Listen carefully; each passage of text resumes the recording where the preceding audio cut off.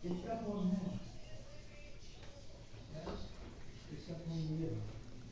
दोस्तों, मैं सुमन स्वागत करती हूँ आप सभी का एक बार फिर से। तो कल हमने बात किया था संधि के ट्रिक पे, और संधि आपका हर एक एग्जाम में आता है।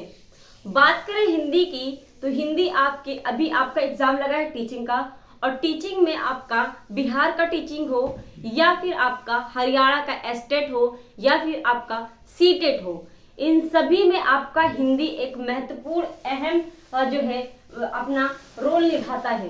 तो यहाँ पे अगर देखें तो कल हमने संधि के एक एक उदाहरण लेकर उस पर बात की थी और समझा था, पहचाना था कि संधि अगर आता है किसी भी पेपर में तो आप 1 सेकंड में कैसे क्लिक कर सकते हैं बिना किसी रूल के। रूल हर किसी को याद नहीं रहता है, कंफ्यूजन रहता है रूल्स में, याद कितना कर लोगे आप रूल्स, हर एक में रूल्स होते हैं। तो यहाँ पे अगर बात करें तो आज मैं क्या करूंगी, यहाँ पे आपको सारे जितनी भी संधियां हैं आपके स्वर संधि से, इन 5 संधियों को के उदाहरण यहाँ पे लेकर आई हूँ और इन्हें मैं बताऊंगी आपको कि कैसे आप इन्हें पहचानेंगे कि दीर्घ संधि है या फिर आपका गुण संधि है या फिर वृद्धि संधि है। तो अभी तक जिन्होंने भी पिछली क्लास नहीं देखी हो जाके प्लीज देख लीजिए। और आप वहां पे अगर देखेंगे तो ज्योग्राफी की भी क्लास स्टार्ट कर दी है मैंने, जो कि आपके प्रीवियस ईयर क्वेश्चन पे आधारित है। पॉइंट्स पॉइंट्स आपके वहां पे दर्शाने की कोशिश किया है। कोई भी पॉइंट्स अगर समझ में नहीं आता है तो वहां पे मैंने उसको एक्सप्लेन करने की कोशिश किया है, ठीक है। अगर यहाँ पे बात करें अगर तो यहाँ पे अगर हम बात करें यहाँ पे तो पिछली क्लास जाके आप देख लीजिए, आपके लिए ही बेनिफिट होगा। यहाँ पे मैंने वहां पे दर्शाने की ये कुछ, यहाँ पे अगर बात करूं मैं कि क्लास आपकी किस बेस पे है, तो अगर ज्योग्राफी की ली जाए तो वहां पे मैंने 2 क्लास करवाई है और वो 2 क्लास आपके प्रीवियस ईयर क्वेश्चन मैंने पढ़े और वहीं से जो आपके पॉइंट्स जहां से बनते हैं, यानी क्वेश्चन को ना लेकर क्वेश्चन से आधारित कितने क्वेश्चन बन सकते हैं उन्हें कैसे डिटेल में समझाने की मैंने कोशिश की है। ये आप जाकर जरूर देखिए, फिर आपको समझ में आ जाएगा कि मैंने वहां पे क्या समझाने की कोशिश किया है। मैप के द्वारा आपका अगर मान लीजिए आपसे पूछ रहा है कोई भी कि कोरोमंडल तट कहाँ पर है या फिर ये किससे जुड़ा हुआ है, इससे संबंधित जरूरी नहीं कि हर साल हर पेपर में आपका कोरोमंडल तट ही पूछे, और भी तट पूछ सकते हैं। इनसे रिलेटेड जितने भी क्वेश्चन बन सकते हैं ये सभी मैंने मैप के द्वारा समझाने की कोशिश की है, ठीक है। आप जाके सारी क्लास देखिए, आपको अच्छा लगेगा। और दूसरी बात करूं तो यहाँ पर अगर बीपीएससी की बात करूं तो प्रीवियस ईयर आपके क्वेश्चन बीपीएससी की करवाना शुरू कर दिया है मैंने, वहां पर भी 2 क्लास आपके हो चुके हैं। और रही बात हरियाणा का, तो हरियाणा में भी आपका जीएस पूछेगा तो आपके उसी में आपका आ जाएगा। और हिस्ट्री जो आपकी चल रही है इसी में आपका सीटेट का, हरियाणा का और अब बीपीएससी का, अब सभी का ये इसी में हो जाएगा, क्योंकि पेपर जो बुक जो आपके सिलेबस होते हैं वही है। तो आप जाके क्लास को देखिए और समझने की कोशिश कीजिएगा। अगर क्लास अच्छी लगे तो आप कमेंट करके जरूर बताइएगा। और अभी तक जिन्होंने चैनल को सब्सक्राइब नहीं किया प्लीज चैनल को सब्सक्राइब कर लीजिए, बेल आइकन दबा लीजिए ताकि नोटिफिकेशन आपको मिलती रहे, और अपने दोस्तों को भी शेयर करके उन्हें भी जोड़ लीजिए। तो संधि हम शुरुआत करते हैं अब। और संधि यहाँ पे हम देखें तो पहला है आपका सत्यार्थी। अब यहाँ पे आप कुछ लोग कहेंगे कि आपने कल तो बताया था कि अगर य पे आधा वर्ड लटका होता है, आधा वर्ड होता है, तो वो आपका यड़ संधि हो जाता है। मैं कहूंगी हाँ है, लेकिन अगर आप यहाँ पे देखें, यहाँ पे अगर इसको तोड़े तो ये सत्य प्लस अर्थी होगा, सत्य प्लस अर्थी। तो यहाँ पे सत्यार्थी आ रहा है। अत्यधिक और सत्यार्थी में बहुत अंतर है। अगर यहाँ पे ले अत्यधिक तो ये अति प्लस अधिक होता है, यहाँ पे आपका यड़ संधि आ जाएगा। जब यहाँ पे तोड़ेंगे, यहाँ पर देखेंगे तो यहाँ पे आ की मात्रा आ रहा है, यहाँ से 20 जब तोड़ेंगे सत्य प्लस अर्थी और अ से मिलकर बनता है आपका बड़ा आ, तो ये हो जाता है आपका दीर्घ। लेकिन अगर यहाँ पे देखें आप तो यहाँ पे अति प्लस ई बन रहा है, अति प्लस यहाँ पे अधिक। तो यहाँ पे अगर देखें अत्यधिक, अति आ रहा है तो यहाँ पे ई हो रहा है, इसलिए यहाँ पे आपका क्या हो जाएगा यड़ संधि और यहाँ पे हो जाएगा आपका दीर्घ संधि। तो आप अगर यहाँ पे वैसे भी आपको दोनों नहीं देगा, अगर यड़ दिया है नहीं दिया है तो आपका यहाँ पे दीर्घ ही होगा। अगर दीर्घ नहीं दिया है तो आप यड़ पे लगा सकते हैं, अगर नहीं है तो, वरना नहीं। अगर हम बात करें अगला विद्यालय, और विद्यालय को आप बीच से तोड़ेंगे तो ये बनेगा विद्या प्लस आलय। जहां पर भी आप बीच में देखेंगे, जहां पर भी आपको ये बीच में आ की मात्रा विद्यांत वेदांत आ रहा है, जो खींच रहा है आ से जो खींचता है या ई से जो खींचता है, ये सभी आपके दीर्घ में आ जाते हैं। अब देखिए, अब इसे क्या कहेंगे, धर्माधर्म, धर्मा धर्म आ रहा है यानी ये दीर्घ हो जाएगा। गजानन आ रहा है, यहाँ पे भी आपका हो जाएगा दीर्घ हो जाएगा। यहाँ पे आप देखिए तो यहाँ पे परीक्षार्थी क्या है, परीक्षार्थी आ रहा है और ई आ रहा है यहाँ पे, तो यहाँ पे भी आपका क्या हो जाएगा, दीर्घ हो जाएगा। यथार्थ आ रहा है ना यहाँ पे, इसलिए जहां पर भी जिस शब्द में भी आपको बीच में तोड़े, वहीं से आप देखिए कि आ की आवाज आ रही, वहां पे लंबा आ रहा है। विद्यालय, पाठशाला, तो यहाँ पे आपका क्या हो जाएगा, यहाँ पे आपका हो जाएगा दीर्घ संधि। अगर हम बात करें तो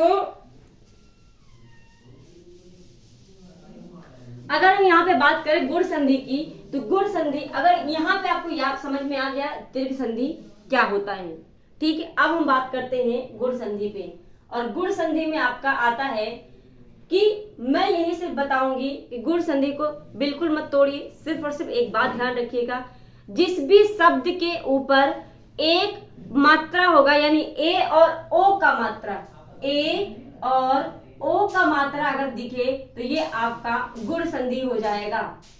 आया बात समझ में? सिर्फ ये 2 पॉइंट्स याद रखने हैं, किसी भी शब्द में ए और ओ की मात्रा दिखे वो आपका हो जाएगा गुण संधि। अब कैसे, यहाँ पर ए की मात्रा है यानी प्रेक्षा, ये आपका क्या हो जाएगा, गुण संधि हो जाएगा।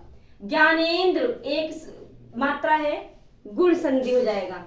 यहाँ पे ए की मात्रा है उप्रेक्षा, ये भी आपका गुण संधि हो जाएगा। गणेश में भी आपका गुण संधि हो जाएगा। और नहीं यकीन है तो आप इसे सर्च करके, या फिर आपके पास कोई बुक है तो वहां पे आप जाकर देख लीजिए, आपको ये गुण संधि ही मिलेगा, ठीक है। जब इसे तोड़ेंगे आप तो आपका ये गुण संधि बनेगा, अगर रूल्स के हिसाब से अगर देखना है तो, ठीक है।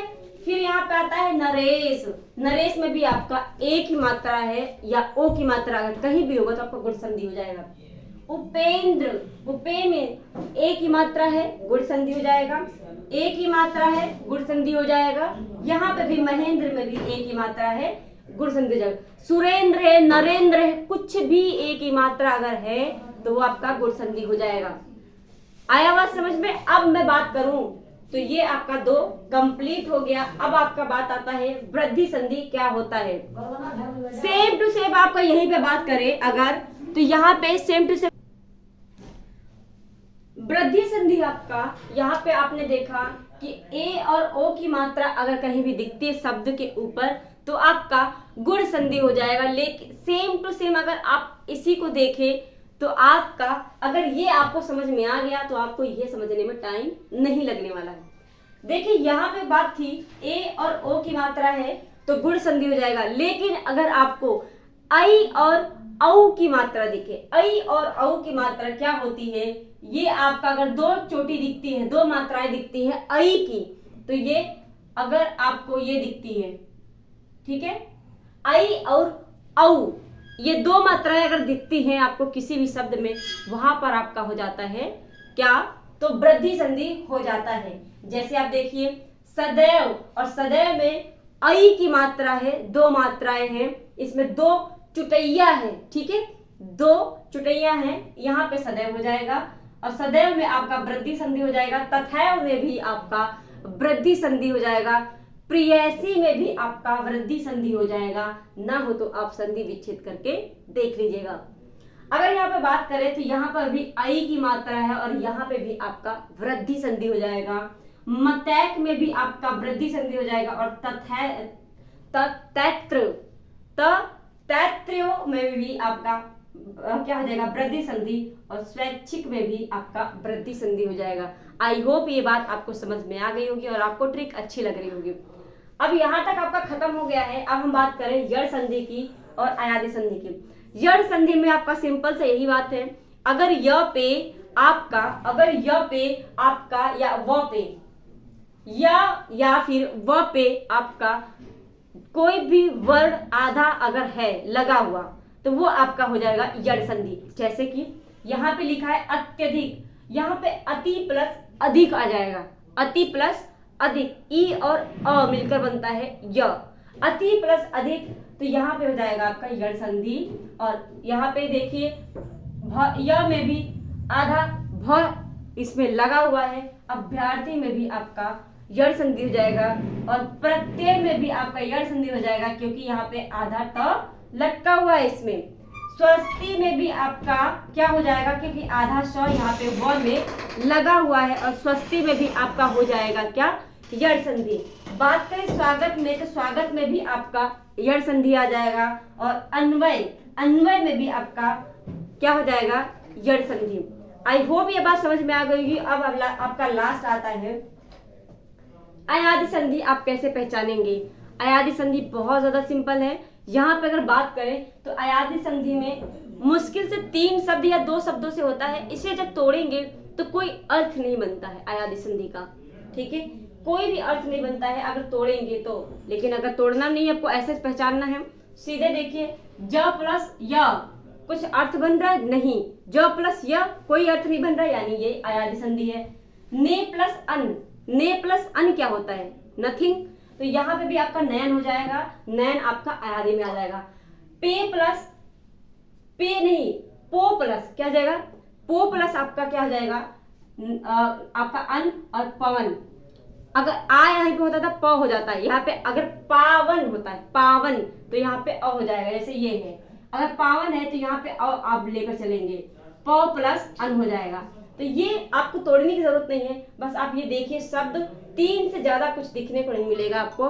तो ये आपके हो जाएंगे क्या, ये आपके हो जाएंगे अयादि संधि। पावन भी आपका अयादि संधि है, शयन भी आपका अयादि संधि है। स प्लस अन क्या होता है, नथिंग, कुछ नहीं होता है। प्रलय, प्र प्लस लय क्या होता है, कोई शब्द नहीं, कोई अर्थ नहीं बन रहा है। गायक, गा प्लस अक क्या अर्थ बन रहा है, नथिंग। गायन में भी कोई अर्थ नहीं बन रहा है, और ये जहां पर भी अर्थ नहीं बनता है वो आपका हो जाता है अयादि संधि। तो कैसे लगी ये आज की क्लास, आपको कैसा लगा ये ट्रिक, प्लीज कमेंट करके जरूर बताइएगा, और चैनल को सब्सक्राइब करके जरूर जाइएगा, और अपने दोस्तों को भी शेयर करके उन्हें भी चैनल से जोड़ लेंगे। अभी पिछली क्लास जो भी नहीं देखा है वो जाके क्लास जरूर देखिएगा, और बेल आइकन जरूर प्रेस कर लीजिएगा ताकि नोटिफिकेशन आपको मिलती रहे। आज के लिए बस इतना ही, धन्यवाद।